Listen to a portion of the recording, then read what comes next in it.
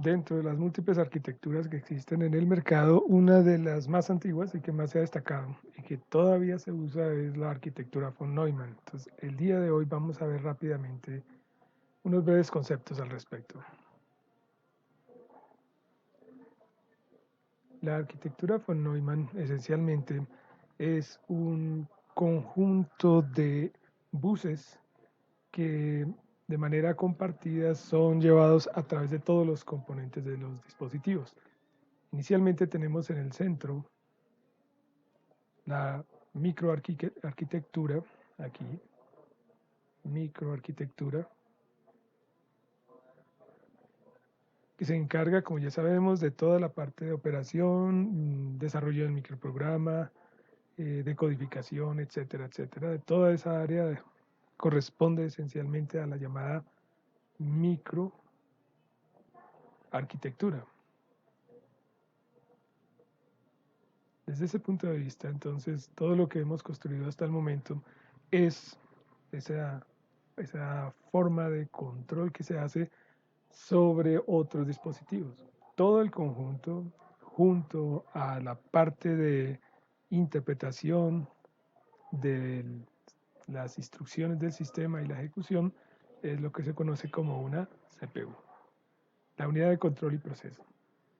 Eh, la CPU en general tiene la habilidad de trasladar información hacia su microarquitectura, procesarla, ejecutar un conjunto de microinstrucciones como se ha visto anteriormente y posteriormente entregar algún tipo de información a algún elemento. ¿Qué elementos puede haber en un sistema de estos? Desde el punto de vista general tenemos unos grandes módulos.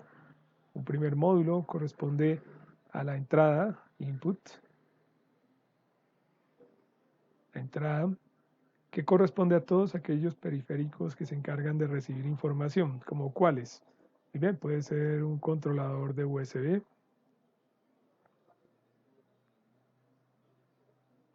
puede ser el chip de Wi-Fi, podría ser el controlador de disco externo, disco duro. Podríamos tener controladores, bueno, a través de USB, de impresoras, de video, etcétera, etcétera. Estos son un bloque de entrada, todo aquel dispositivo que contribuya a insertar datos dentro del sistema es un periférico de entrada. Se llaman periférico porque está en la periferia del controlador. El periférico se comunica con la microarquitectura, pero también necesita la microarquitectura entregar información al mundo externo y eso lo hace a través naturalmente de un conjunto de elementos, de controladores usualmente llamados los uh, periféricos de salida, output.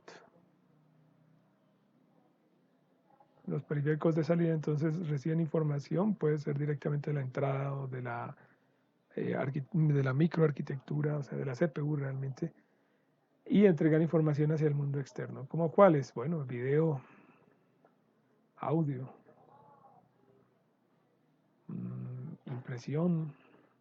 Pueden ser a través del mismo tipo de controlador USB, es decir, y podríamos tener nuevamente USB y algunos otros formatos seriales. Podríamos también pensar a través de USB en todos los dispositivos de almacenamiento masivo como memorias, cámaras, discos externos, todo ese tipo de cosas. Muy bien. Adicionalmente, la microarquitectura necesita disponer de un espacio de memoria donde almacenar todas las variables y todos los espacios de trabajo que requiera constantemente. Esa área de almacenamiento, pues normalmente es la memoria RAM. Es posible en un sistema computador grande que adicionalmente exista un programa de arranque inicial llamado BIOS, que también podría considerarse memoria y que podríamos ubicar también aquí. Muy bien, ¿cómo hace la microarquitectura para indicarle a los periféricos que los va a leer o escribir o a la memoria? Pues a través de un conjunto de líneas que envía hacia esos dispositivos externos para indicarles que va a hacer algún tipo de tarea con ellos. Entonces, generalmente, desde el punto de vista de la CPU es un grupo de líneas de salida, mientras que para los demás dispositivos es un grupo de líneas de entrada. ¿Qué líneas podemos tener ahí? Bueno, una línea de escritura, lectura, RW. Entonces, podríamos solicitar un RW en la memoria RAM externa o en uno de los dispositivos externos. Puede ser también una línea de reset. Entonces, podríamos tener reset. Lo mismo acá, reset, idénticamente aquí. Todas las líneas deben ser compatibles con todos los módulos. Podemos tener algún tipo de habilitador, enable, etcétera, un grupo de líneas. Y a este conjunto o grupo de líneas se le suele llamar el bus de señalización. Entonces, el bus de señalización se encarga de permitir que que la CPU se conecte para indicarle tareas a los dispositivos periféricos, pero adicionalmente para que los periféricos también le indiquen sus propios estados a la CPU. Por ejemplo, indicándole que deben esperar aún para completar su tarea. Un dispositivo periférico puede ser mucho más lento que la CPU.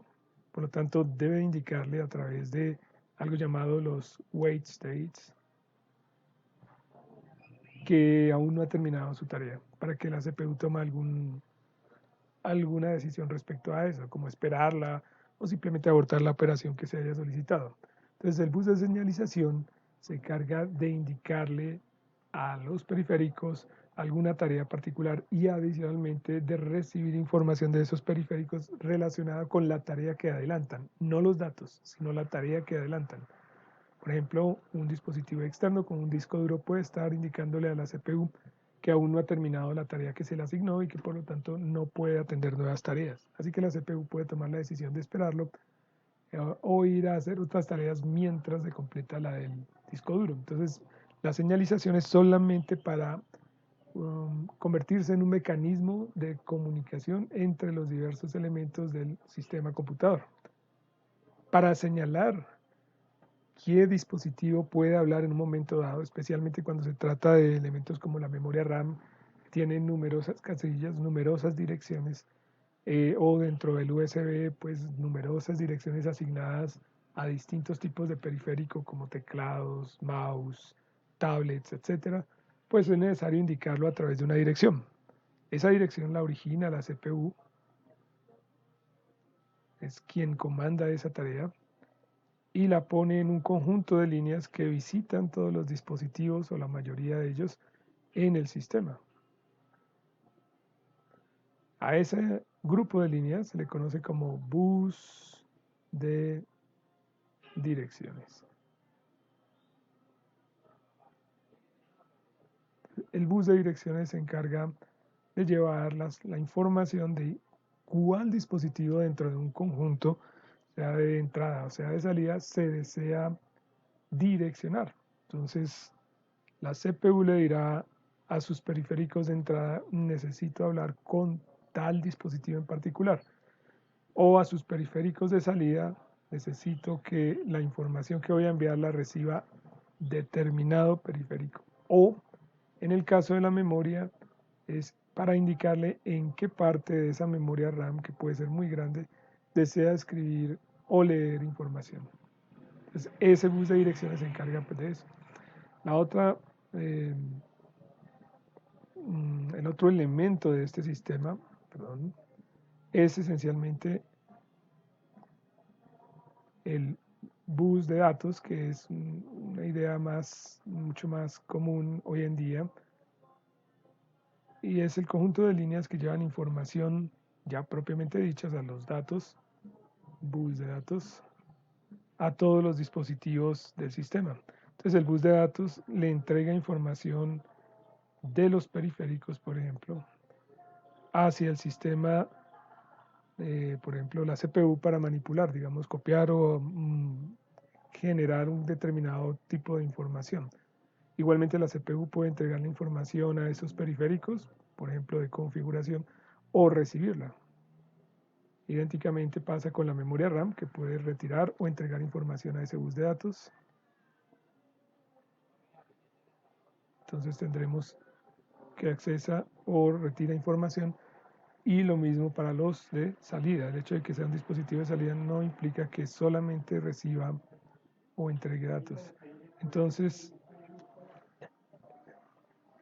la idea es entregar esos bloques de información en formatos que tengan el número de bits para el cual fue diseñado el sistema. Por ejemplo, 8 bits o 16 o 32 bits o 64 bits.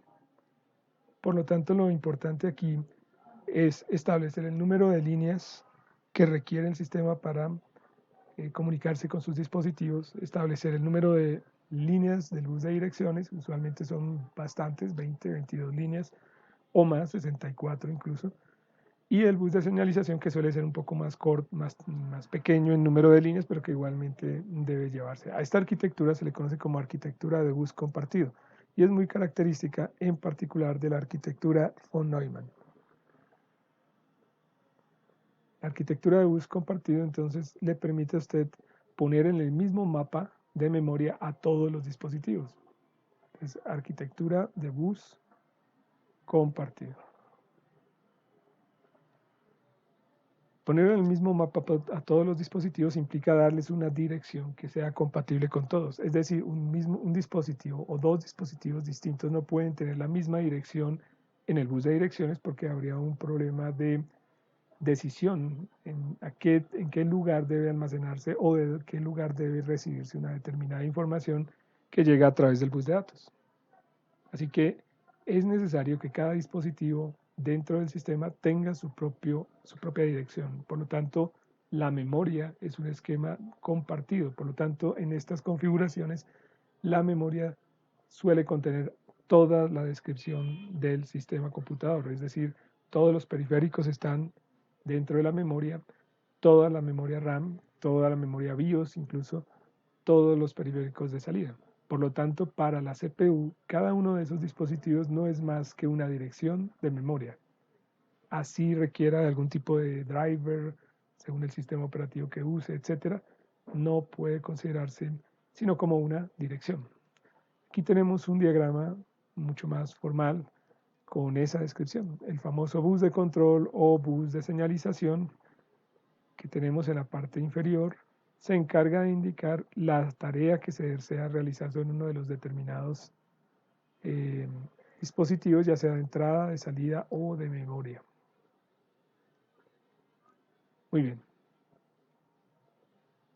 Teniendo en cuenta eso, podemos visualizar la idea de toda la distribución del sistema como un bloque de direcciones en las que cada dispositivo va a tener su propia dirección. Es decir, se considera como RAM todo dispositivo, aunque sea de hardware. Por ejemplo, en la dirección 0, es muy usual de la dirección 0 por ejemplo, a la dirección F, puede considerarse, por ejemplo, la distribución de los registros de propósito general, por ejemplo, o GPRs. De la 1.0, por ejemplo, hasta la, no sé, la 1.0.0.0, puede considerarse la distribución de algún tipo de dispositivo periférico, como por ejemplo comunicación serial o algún otro dispositivo. Posteriormente uno podría pensar, dependiendo del diseño del sistema, que haya, por ejemplo, una distribución de memoria RAM real, ¿no? Una RAM, por ejemplo, 2 gigas o alguna cosa así. Posteriormente podrían estar distribuidos algunos elementos propios del hardware, por ejemplo, la BIOS. Bueno, este es un mapa a capricho. El mapa lo determina el fabricante, y ese fabricante requiere que su distribución de mapa pues sea eficiente, ¿no? Debe haber alguna forma de arrancar siempre el programa en algún punto, y esa forma, recuerden, se trata del programa, del contador de programa. Entonces el contador de programa debe poder acceder a cualquiera de esas direcciones en cualquier momento.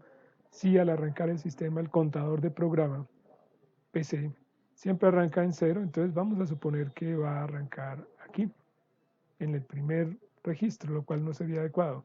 Así que es posible que deba corregir la electrónica para que al arrancar el contador del programa cargue una constante siempre que lo lleve, por ejemplo, a la última dirección, que es algo muy usado en microcontroladores, por ejemplo, y desde ahí hacer la carga de configuración, por ejemplo, cargar el sistema operativo y demás, y ahí sí iniciar con el proceso de búsqueda. Cada elemento, periféricos, por ejemplo, dentro de la misma RAM uno podría considerar que un bloque sea puramente periféricos, o sea, la conexión en datos con distintos periféricos como USB, como ATA o SATA también, bueno, todos los que se pudieran considerar.